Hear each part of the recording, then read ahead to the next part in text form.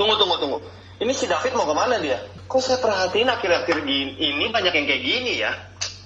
Kalau orang lagi ngomong tuh diperhatiin, tolong dihargain. Ini saya lihat juga layarnya masih ada yang di mute ini. Atau lagi pada main game atau pada nonton kalian. Enggak, Pak. Ini karena si David, saya jadi tahu kelakuan kalian semua nih. Gak sekalian aja kalian sepedaan. Toh saya juga nggak tahu kan. Atau di kepala kalian ini cuma pengen makan gaji buta ya? Enggak, Pak. Enggak apa-apa. Enggak.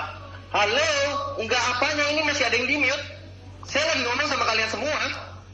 Maaf Pak, lagi makan. Sorry. Lagi makan satu lagi. Saya kan sudah jadwalkan meeting ini setelah makan siang. Apa semua orang di sini harus ikutin jadwal kamu? Niat kerja atau enggak? Niat Pak. Niat, Pak. Niat. Kalau niat tuh dilakuin. Kalau saya niat saya bisa pecat David hari ini juga. Udahlah, percuma saya ngomong panjang lebar. Yang ada cuma masuk kuping